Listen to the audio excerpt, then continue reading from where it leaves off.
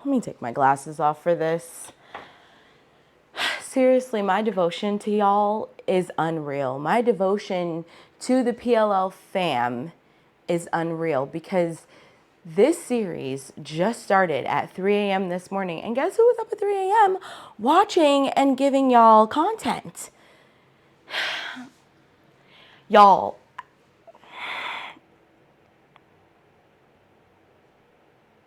if y'all want to see live reaction clip bits, please follow me on TikTok. It's OMGiGi.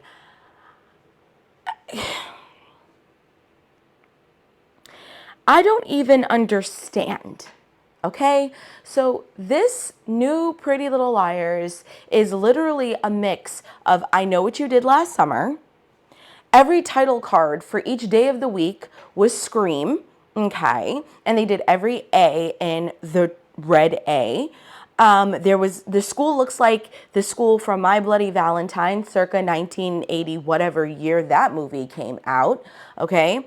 They are all dressed like Clueless characters, even though it's still supposed to be 2021. This show is quite literally a mashup of every popular horror movie from the 80s and the 90s. And then they threw some Euphoria up in here. All right, so bear with me as we're still learning the characters' names. I've only just watched episode 1 because I wanted to give you my full undivided attention. So we start off the series with it being December 31st, 1991. Now, these girls are supposed to be in high school, and they are at a masquerade New Year's Eve party. There is some chick who is screaming after them to pay attention. Now, at first, we're seeing it from her, right? So the camera is almost as if we are that girl who is asking for help. She goes, she begs for, I guess, what appears to be her friends to pay attention to her or to help her. I don't know. Your guess is as good as mine. Am I recording? I am. Okay, that would have been very upsetting. Anyway, your guess is as good as mine. They refuse to pay attention to her. One of the girls was going to try and help her, but the leader of the pack was like, no. So guess who was the first person to... New YouTube. Can't even use the language I would like to. Guess who was the first girl to... Exactly. So anyway, she's all like, we talked about this. We are not entertaining this. However, we don't know what the situation was. The girl clearly was crying. They clearly took a stick of eyeliner, not liquid eyeliner, but like pencil eyeliner, and drew a really thick rectangle down her face to make it look like she had been crying. Okay. And she goes to the top as they're doing the countdown, and in true Carrie fashion, homegirl jumps. Then, like true PLL fashion, we jump 22 years. One of the main girls, her name is Imogen. I'll never forget that because it sounds like emergency. So Emergency is pregnant, and her mother was the ringleader who refused to help her and instigated the other girls to not help the girl that we saw jump from the astronomy tower. I don't know. And everything happened very fast. They're sitting there having dinner. The mother is encouraging her to drink milk. I never understood the concept of drinking milk for dinner because to me, that seems like a breakfast beverage. I could be wrong. She encouraged her to drink the milk. The girl is like, that's disgusting having milk with freaking dinner. I agreed with her. The doorbell rings. In walks this teen. I'm getting ahead of myself. Emma Jean stands up. She is pregnant. We knew that she was pregnant because we watched the trailer together. Emma Jean is Bailey Madison's character. Emma Jean, Emergency, whatever the child's name is. She opens the door and in walks this thing that is properly titled Karen. And she walks in and she has an envelope in her hand. She hands it to Emma Jean's mother. Her name is Davy because on the letter it says Davy in all caps to Davy and the letter A in red. So She opens it. It's a flyer from that 1999 New Year's Eve party. Emergency asks her mom, is everything okay? She said, yeah, it's just a flyer from a new restaurant in town.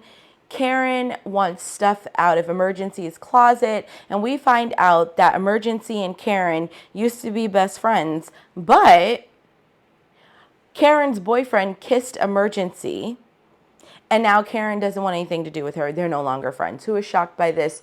Nobody. Karen is taking her stuff back from Emergency, and then she's like, you know what? Forget this. Because Emergency is like, when are you going to get over this? He kissed me.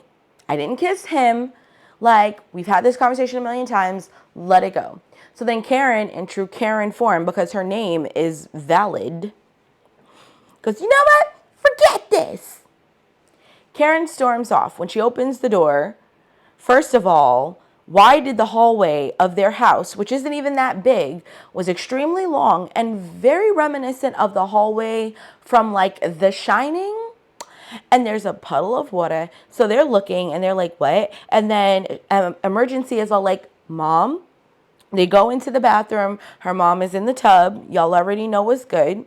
And there is a red bloody A on the wall of the bathtub. And Karen runs out screaming. Really cheesy scene where she's in the camera and goes, ah! Like they really did too much. So then we skip again 1 month ahead because we're starting off with the leaping years already in the very first episode of the very first new season. We now go from 1999 to 22 years later, and now we leap 1 month further into the future.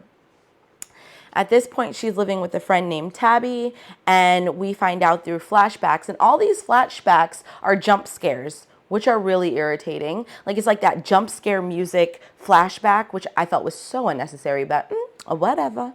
So she's living with Tabby, who is the daughter of one of the mothers that was in the line. So I feel like they were showing the mothers almost in a specific order because the mother of Tabby was the mother who that girl in the very beginning came to and was like, can you please, please, please help me? And she was gonna help her.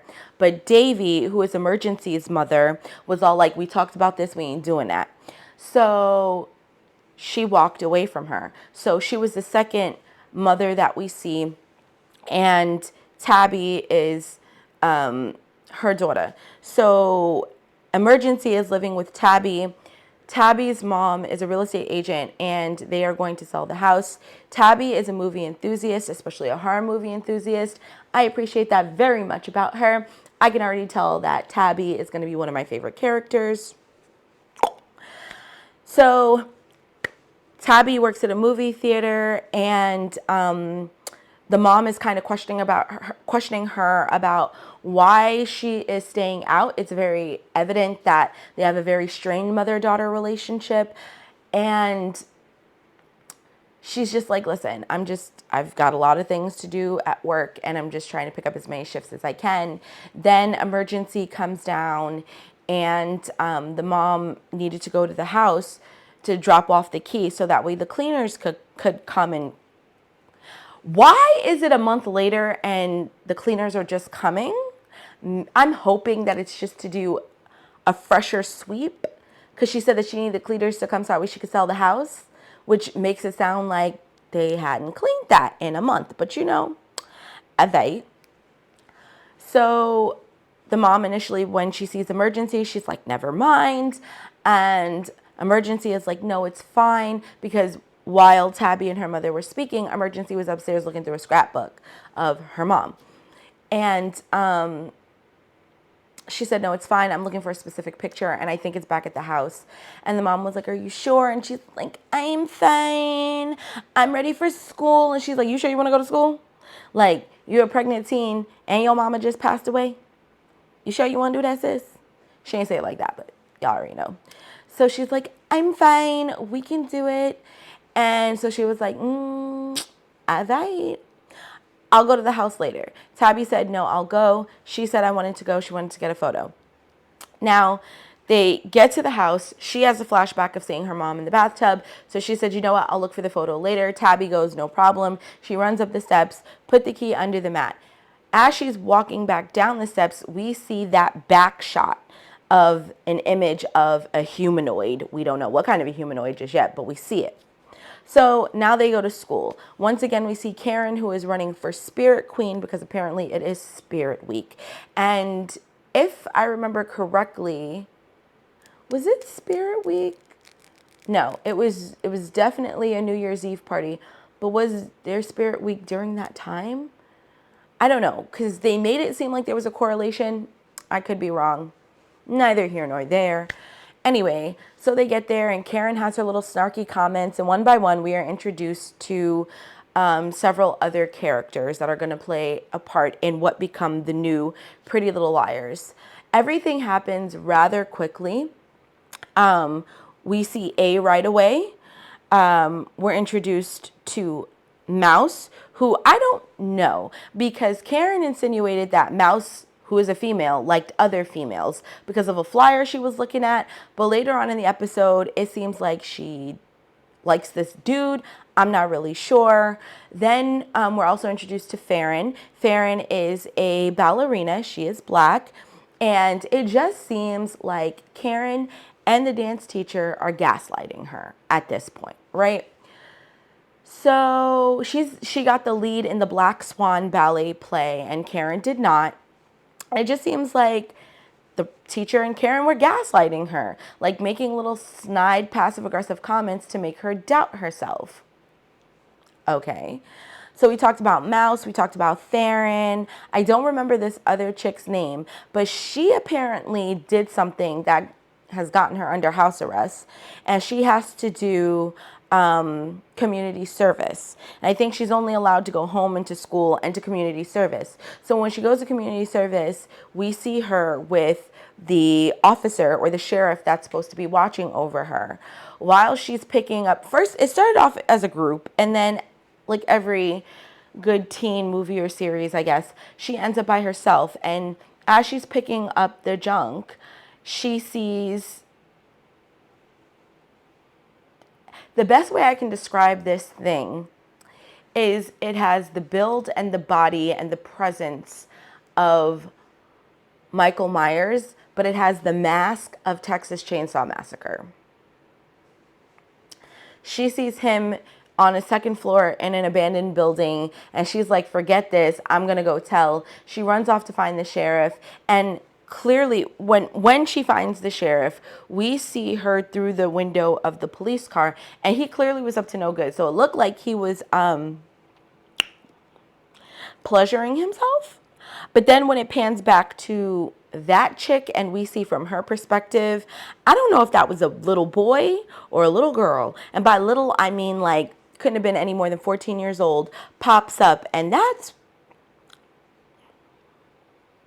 what was pleasuring him. So they just backed up.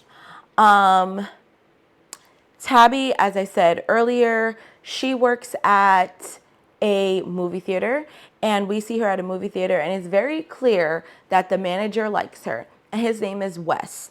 And I think that that little tidbit was like a nod to Wes Craven, because she likes horror movies and so does he, and this show is clearly based heavily on old horror movies. So I think the fact that his name was Wes was really a nod to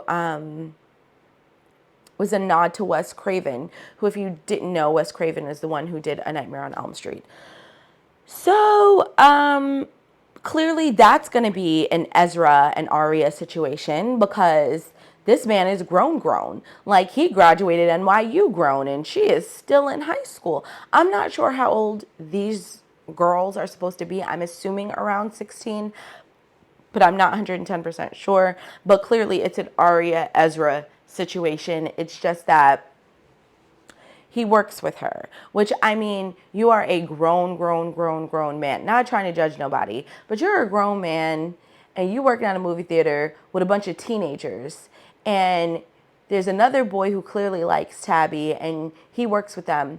And he keeps giving him like odd, disgusting jobs to do to keep him away from Tabby.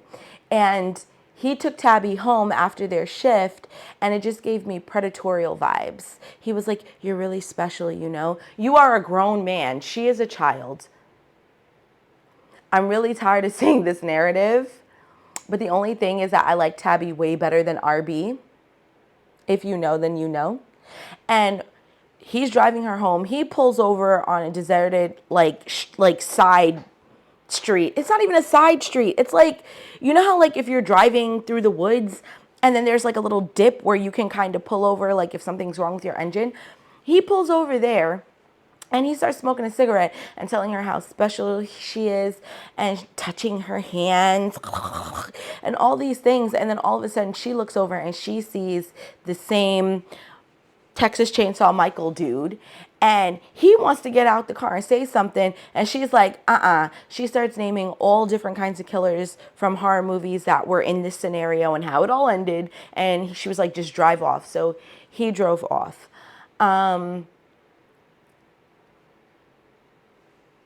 So normally with Pretty Little Liars, you know that I give you like literally a rundown of what happens with each character. It's a little bit more organized than this, but I have to admit, number one, it's about 4:30 in the morning. No, it's 4:42 in the morning.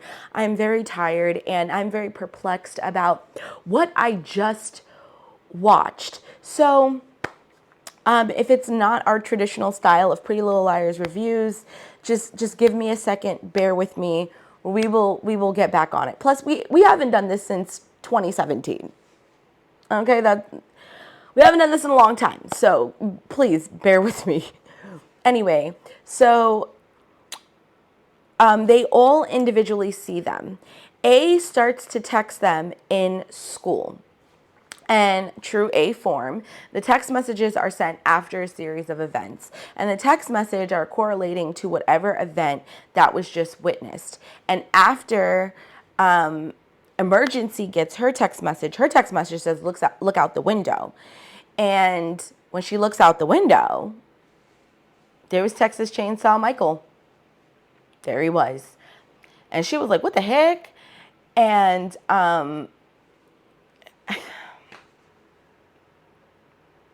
that was her first time seeing it. The chick who's under house arrest, we talked about where she saw it. We talked about where Tabby saw it. I'm trying to remember if Mouse saw it. I don't know if Mouse saw it because so far, Mouse is the smartest person. Because when Mouse got a text message from A, the text message was alluding to Mouse needing to like come out of the closet. And Mouse just blocked. Didn't even reply, just blocked. Everybody else was like, who is this? Mouse was like, I don't care.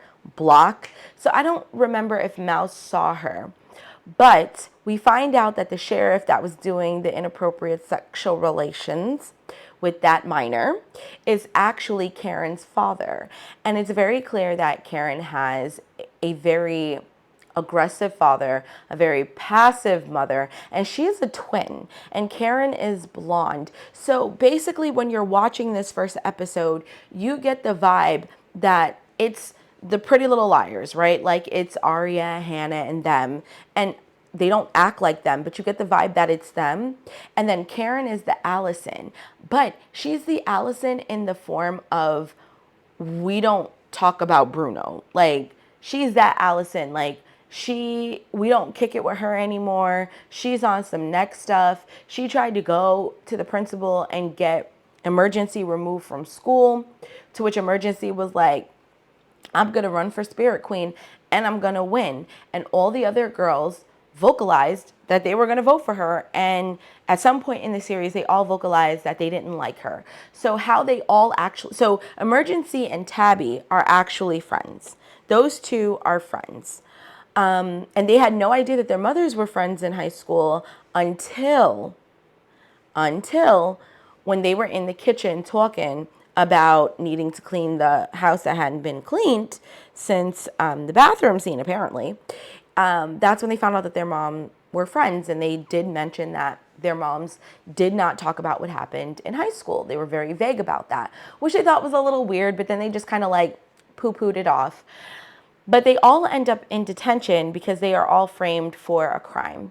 So when they walk in the next day, Emergency's last name is Adams, and there is a poster for her hanging, and the A in Adams, the second A, is written in that A, like, you know, our red A. And she took it as a dig from Karen, because automatically she thought that it was Karen, because there was flyers up like that with the red A and the second A in Adams, and all of Karen's was like legit that scene. All of Karen's posters were like scratched out. They were calling her the B word, like, and all those things on it. And it gave me such like Mean Girls vibes when Regina made a copy of the burn book, and like while there was all kinds of anarchy going on with the girls, she was just kind of like throwing the pages of the burn book around to create more chaos. That's the vibe that it gave me. And when Tabby and Emergency walked in, they were like, is Karen serious? They automatically thought that she did it. And the principal comes and they're like, we want to see you right now. So clearly the principal thought that they did it because they ended up in detention. So then Farron, who is the ballerina, she was in ballet class. Well, Farron actually saw Texas Chainsaw Michael when she was practicing ballet after hours in the school. He just kind of appeared. He or she, I don't know, kind of just like appeared. And moving forward to how they all meet. Sorry, I forgot to tell you guys about that before.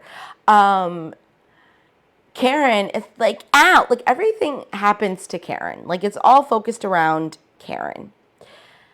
Karen's like, ow, ow. The dance teacher is so irritated. She is like, what, Karen? What? And she's like, I don't know, there's something wrong with my shoe. She takes off the shoe and there's a blade in it. Her foot is bloody. She looks in the pointed ballet shoe and there's a blade in it. Here goes Karen. Why would you do that, Farron? You already got the lead role. And the teacher is like, Farron, in my office now. That didn't even make any sense. It made absolutely no sense. The girl had already gotten the lead in the play. I done felt like Karen and this teacher were setting her up to lose the lead in the play. And then that just proved it right there. Because what would have been her motive to have done that? She already got the lead. What would be her motive? She wanted to be demoted? It makes no sense. But then that's how Farron, the ballerina, ends up in detention. Then Karen is in science class and there is a dead mouse that was found in her backpack. And the dead mouse is actually relevant for something I'm going to tell you in a minute because it's linked. There's a dead rat in there and they go to that chick mouse and they call her into the principal's office. And apparently she said that when she first met Karen on her first day of school, she said, hi, my name is Mouse. And she said, oh, you're named after a rodent. And Karen's been calling her a rodent ever since. So therefore they're connecting her to the dead mouse in her backpack. So now she is in detention. And all of it would seem like a setup by Karen, but it's very clear that this is a setup by Texas Chainsaw Michael, or the new A. And so that's Tabby, Farron, the girl who is under house arrest. She has to pee in a cup every week, I believe it is, as part of her sentence, punishment. I don't really know. But she has to pee in a cup every week. And apparently, this week, she tested positive for the Mary Janes. And the nurse was like, I should tell the cop, the sheriff, who is Karen's father, who she witnessed doing inappropriate things with a minor. But she was like, I'm not. I called your mom, which her mom is also one of the moms in the original Girls, and so is Mouse's mom. She was like, I called your mom and she's on her way. And she gets landed in detention. Now, while they are all in detention, they are kind of asking, because obviously the most publicized one was the posters, right? So they're asking Emergency and Tabitha about, you know, did they do the posters? And they were like, no, Karen did that as a setup to frame us. And instead of believing the two of us, they only believed her. So then that's when Farron disclosed about the blade in the pointed shoe. And then the girl who was under house arrest didn't say what she saw, but we find out that her boyfriend Karen used to like, and Karen really wanted her, like wanted that boy, but obviously that's her boyfriend. So Emergency is like, well, that's enough reason for her to hate you. And then finally Mouse, who is clearly the quieter one, definitely giving me more Emily first few seasons before she got really annoying vibes. She talked about the rodent and the story of how all that came together. So now this is what brings them all together. This is what creates the liars. Unlike the original PLL, where they had been friends from a younger age and moved into high school together, they are all meeting, or I guess they're all forming a friendship here right now because they're bonding over who they think Karen has framed all of them for. So it got really creepy at the very end because they were like, how do you propose that we handle this? And Emergency is like, I think that we should her. And like the look on her face was just so creepy. Guys, I have so many mixed emotions about this. Like I felt like way too much was happening for it being the very first episode. And then you're giving us 3 at a time. Way too much was happening. Like it all happened too quickly. But I will give Emergency this credit. She did notice the red A in her name in the poster and the red A in the bathtub. But this is my thing. Her mother's name was Davy. It wasn't Allison or Anna or anything like that. Her name was Davy. And when we see her in the bathtub, we see that red A on this side of the tub wall. So in my mind, why would she have done that? That doesn't make any sense. Like, one of these things is not like the other. Like, you know what's crazy? When we watched PLL the first time, and I understand I cannot compare it really to it, but when we watched it the first time, I felt like I wasn't aggravated. But this one, I feel like I was really aggravated because it just came out the gate almost feeling like mid-season, or at least the beginning of the very last season of Pretty Little Liars. So much is happening. So much. And there's a lot of cursing in it too. Like, I wouldn't necessarily say that Pretty Little Liars were for a younger audience, but, you know, I don't know. Maybe this is like a Euphoria thing. Guys, we're getting old, okay? Or at least I'm getting old. But I just felt like there was a lot of cursing in it for this to have been like a teen show. But then, I mean, look at shows like Euphoria. So I guess it really is on brand with shows that are going on now. I don't know how I feel about it. I don't. Like, it's almost like a love-hate relationship. Like, I kind of want to watch the second episode, but I don't know. It's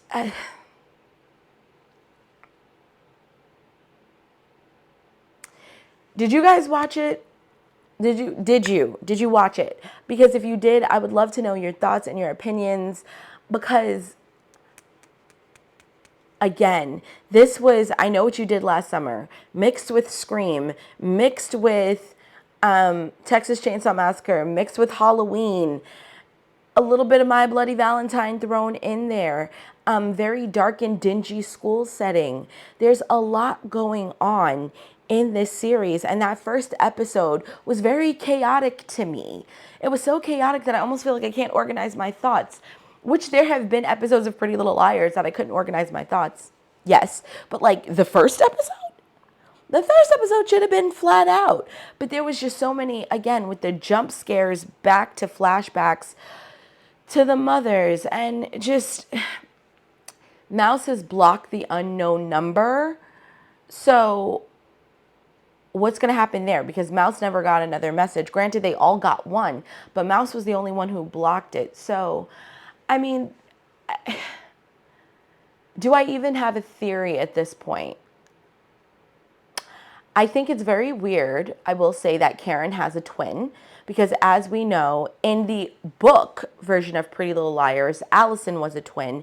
And in the very end of Pretty Little Liars, the last season, Spencer was a twin. You all know I love Alex Drake, but we also know that I did not appreciate that being a last-minute storyline. Anyway, I thought it was very interesting that we were starting out the gate with twins. Karen is clearly the more vocal and entitled twin. The other twin is a lot more timid and more like the mother, where she gets a little bit more of anxiety whenever it's a stressful situation. But I think that's something very important to pay attention to, that we're getting the twin right out the gate, because we don't normally get the twin right out the gate with Pretty Little Liars. Even if you read the book, I never finished the book series, but I was told that we found out that Allison had a twin at the very end of the book series. I think there was like 7 or 8 books, I believe, for Pretty Little Liars. Again, in the original show, we find out that that Spencer was the one with the twin. But again, it's always at the very end that we find out that there's a twin. And here we're seeing the twin right off the bat. So it raises some suspicions. There are some theories that I have. Number one, oh, I'm so sorry. We should have talked about this from Jump Street. I did not like the intro. That intro I did not like. We are introduced to A's lair in the intro. That was something else that we didn't get with Pretty Little Liars. We get A's lair in the middle of the intro, and we actually see the first person to actually like be by A in his lair, with which the lair is like this off-sided classroom from the school. It's right next to one of the exits of the school building, and a janitor sees him and he's telling him, you know, you can't be here. He follows him, and then he sees A's lair, and he's like, what is this? It's got ballet shoes, it has the posters, it has the rat, and there was a box cutter. And he's like, I really will never understand why people always want to announce their plans in horror movies. Like, when has that ever worked out for you? The janitor announces that he is going to call the police, and he just briskly walks over, grabs the box cutter, and then we hear the janitor no longer existing for the rest of the series.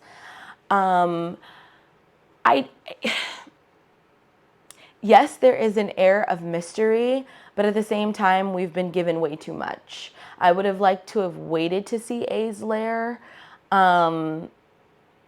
I don't like that we see A's lair literally in the intro. And if you watched my very first trailer review, that was actually the intro. It wasn't even a trailer, it was the intro.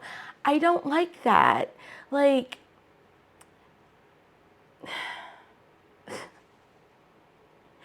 I don't like what I'm seeing thus far, and yet I want to continue. Not tonight or earlier this morning. I don't know. I think that the original girl who unalived herself, we'll say, at that party in 1999, I don't know if she had a child that no one knew about, and now it's 22 years later, and this child is now tormenting those girls because she found out that they did not try to help her mother or her son. I don't know. Let's not put it all on the girls, right? But it's very clear that it's important to the new A for the daughters of these women from these high school girls from the 90s to be together. It's very important. And I don't know if it's important to this new A because they want them to uncover the truth and set the truth free, which is something that we've seen as a plot and a theme in a lot of horror movies, or if they want them all together so that way it can be easier to off them one by one.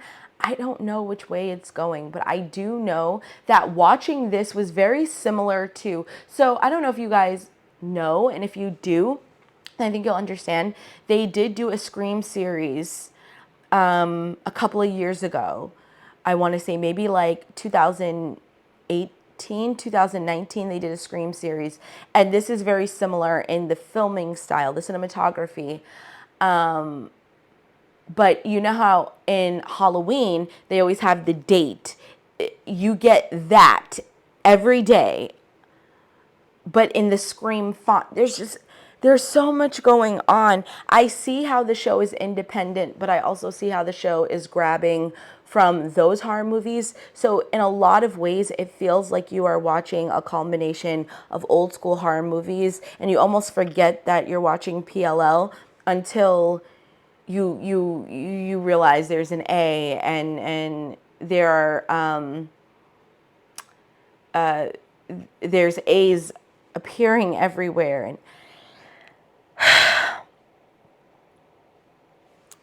I'm a conflicted fangirl.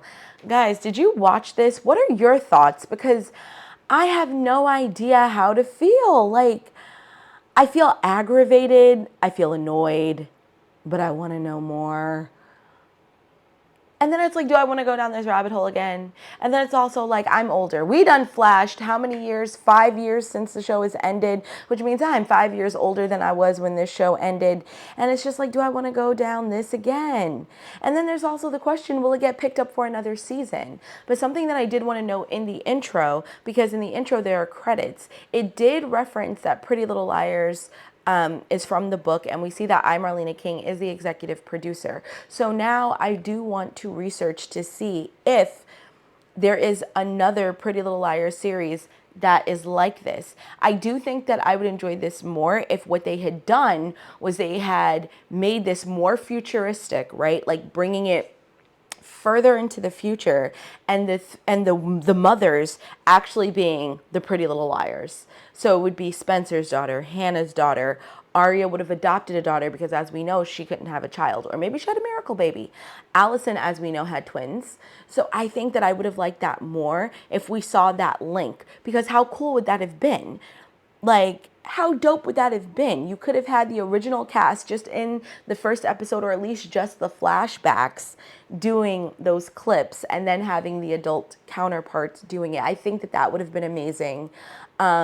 Because this is supposed to be Pretty Little Liars Original Sin. The original Pretty Little Liars series came out in 2010. So there is no way, I mean, it doesn't really make any sense to me why it would be like this is based off of something that happened in 1999, but A was stalking a whole other different group of girls for a whole nother different reason in a whole totally different state. Because again, we are not in Rosewood anymore, y'all. I'm stressed. I'm I'm blessed, but I'm stressed. What do you guys, I need to stop talking because I'm going to keep rambling, and I can't anymore. Did you guys watch it? What did you think? Again, follow me on TikTok. I'll probably also post it on my Instagram. I recorded my live reactions. I'm going to all snip it and clip it together. And,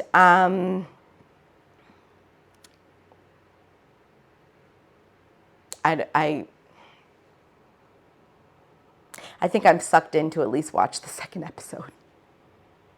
That is all that I have for you guys today. I'm still unsure when I will be releasing this, the episodes, because like I said, we get 3 today. We've already watched 1 of 3. I'm not sure if I'm going to do 1 video a week. Please let me know how you would like it. Also, I have a podcast called OMGiGi. It's a podcast. We love it. We talked about our thoughts on this remake of Pretty Little Liars, as well as what went on, a little bit of a recap, review, whatever, of the original one over there. And I'm going to be talking about this again on my podcast. So that's all I have for you guys. Thank you so much for joining me on this chaos roller coaster ride, because I have no idea how to feel. But I have a thrill for the chase. Can't. Thank you guys for watching. I'll see you in my next video. Be sure to follow me on all my socials, as well as follow my podcast. Loves and likes ya. Bye.